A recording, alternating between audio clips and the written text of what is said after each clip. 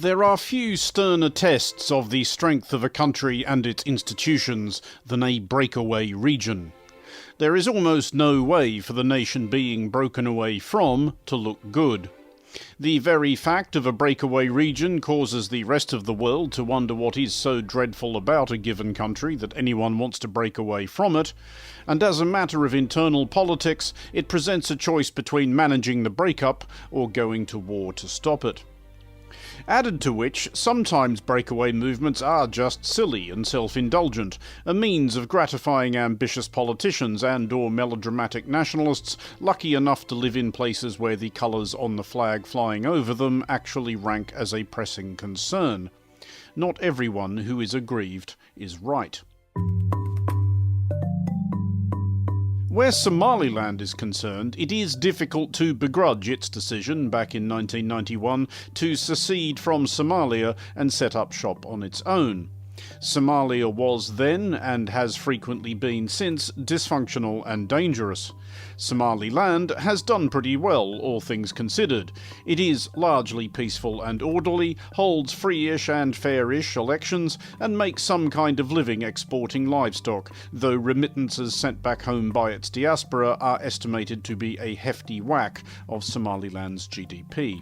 So I feel my ownership of my right to freedom, right to choose the president that I like.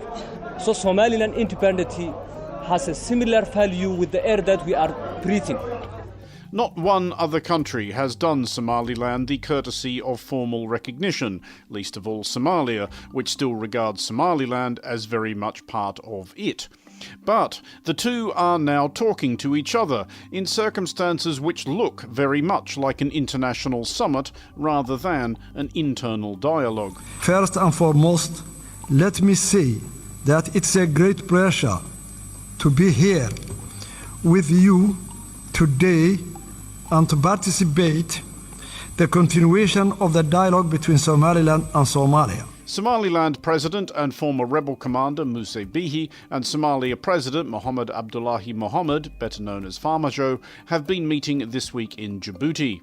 Chairing these talks, reasonably enough, has been Djibouti's President Ismail Omar Guelleh, but the more significant attendee might be Ethiopian Prime Minister Abiy Ahmed, who won the 2019 Nobel Peace Prize for his efforts to reconcile Ethiopia with its former breakaway region of Eritrea, and who hosted an informal meeting between Bihi and Farmajo in Addis Ababa in February.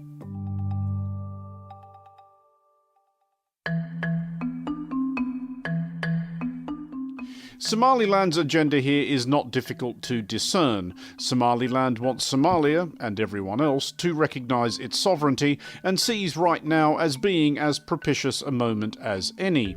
In the next few weeks, Somalia and Somaliland will celebrate the 60th anniversary of the end of colonial rule. Modern Somalia was founded on July 1st, 1960 by uniting the territories which had once comprised the former Italian colony of Somalia with what had been British Somaliland. Indeed, for a 5-day interregnum between emerging from British rule and joining Somalia, Somaliland was briefly an independent state. It wishes to be again. We conducted a constitutional referendum in which 97% of Somalilanders voted to support the constitution and the independence.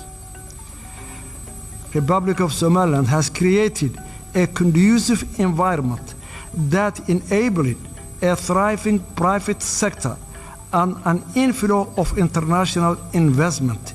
Somaliland has played an important role in the peace and security of the region and has been a reliable partner in the fight against terrorism, piracy, human trafficking, money laundering, and other forms of organized crimes. Unfortunately, instead of appreciating all those efforts and contributions made by the Somaliland people for the last 30 years, Somalia was in a constant war against the development of Somaliland.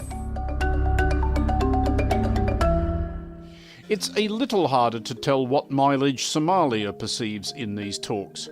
Its official position has not changed. It regards Somaliland as part of Somalia. Some opposition figures in Mogadishu have suggested that President Farmajo is somehow hoping that cutting a statesman like Dash will accrue him enough political capital to delay Somalia's 2020 election, which, if it happens, would be Somalia's first proper election for just over half a century, a fact which kind of reminds why Somaliland wanted out in the first place. It is noticeable that the talks between Somalia and Somaliland have been warmly welcomed by an international community which is normally pretty cagey about encouraging secessionists. The United Nations and the United States have endorsed the talks, both possibly hoping, after several bruising and occasionally bloody decades of engagement with Somalia, that resolving disputes through negotiation might be a habit that catches on. In regard to Somaliland relations, we are encouraged that dialogue is ongoing at senior levels and that both sides have indicated a willingness to maintain communication and pursue further discussions. Other onlookers have economic interests, notably the United Arab Emirates, which has invested heavily in Somaliland, which sits on 850 kilometres of Gulf of Aden coastline. Discussions appear to have been broadly amicable, if nevertheless tense, what diplomats would describe as constructive, and mercifully not, at the risk of tempting fate, full and frank. There was a minor kerfuffle at one point when Djibouti issued a joint communiqué which carelessly referred to Somaliland as a country. After an amount of harumphing from the Somali delegation, the inflammatory phrase was deleted. Somaliland does have a case for being so described, however. Its credentials as a sovereign state are at least as solid as those of near neighbours Eritrea, which became formally independent in 1993, and South Sudan, which took its seat at the UN in 2011. Somaliland won't get what it really wants out of these talks, but it will get to look like other players on the world stage take it seriously, and might get Somalia used to the idea of addressing it as a separate equal. And that will do Somaliland's cause no harm at all. For Monocle 24, I'm Andrew Miller.